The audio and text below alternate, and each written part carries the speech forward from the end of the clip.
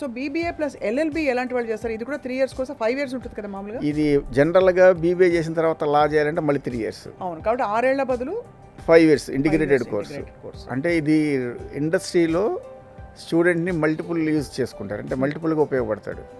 ఒక బిజినెస్ ఇండస్ట్రీలో స్టూడెంట్ని ఎయిదర్ బిజినెస్ అనలిటిక్స్కి కానీ స్ట్రాటజీకి కానీ ఉపయోగిస్తారు, లేదా అడ్వైజర్, లీగల్ అడ్వైజర్గా కూడా ఉపయోగపడతాడు. అంటే రెండు చేయడం వల్ల స్టూడెంట్కి బెనిఫిట్ ఏంటంటే బీబీఏ విత్ లా ఇంట్రెస్ట్ ఉండాలండి. లా ఇంట్రెస్ట్ లేకుండా చేస్తే మళ్ళీ ఉపయోగం లేదు. ఆ లాలో ఇంట్రెస్ట్, ఆ జీలు ఉన్నవాళ్ళు ఏంటంటే చేసిన తర్వాత 5 ఏళ్ళు అయిపోయిన తర్వాత ఖచ్చితంగా వాళ్ళు లీగల్ అడ్వైజర్, డైరెక్ట్గా లీగల్ అడ్వైజర్ పెద్ద పెద్ద కంపెనీలకు వెళ్తారు. ఇప్పుడు మీ సుమన్ టీవీ కావచ్చు, లేకపోతే ఏదైనా ఏ ఛానల్ అయినా కావచ్చు, ప్రతి దానికి లీగల్ అడ్వైజర్ ఉంటారు. ప్రతి ఆర్గనైజేషన్కి legal advisor is common now. Right. So a legal advisor అయినా ఎక్కడి నుంచి వెళ్తాడు అంటే లా చేసిన వాడే వెళ్తాడు.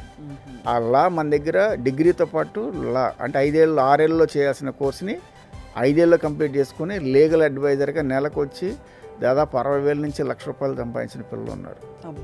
ఒక కంపెనీలో, మంచి కంపెనీలో, టాప్ ఎంఎన్సీలో లీగల్ అడ్వైజర్ అయితే 1 lakh శాలరీ పర్ మంత్. అంటే అంత ప్రయారిటీ ఉంటుంది లీగల్ అడ్వైజర్కి. అంటే చాలా ఇష్యూస్, ఇప్పుడున్న పరిస్థితిలో ఇష్యూస్ ఎక్కువ ఉన్నాయి. ఇప్పుడు అది ఫైనాన్స్ కంపెనీ కావచ్చు, నాన్ ఫైనాన్స్ కావచ్చు, ఇండస్ట్రీ కావచ్చు, లేకపోతే హెచ్ఆర్ కావచ్చు. ప్రతి కంపెనీలో హెచ్ఆర్ ఉంటుంది.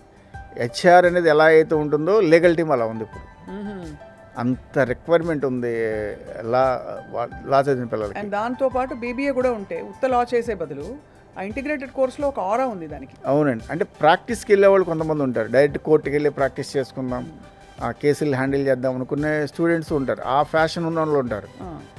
నేను కోర్టుకి వెళ్ళకుండా ఇవన్నీ మనం ఎక్కడ చూస్తాం అనుకున్న వాళ్ళు లీగల్ అడ్వైజర్కి వెళ్తారు.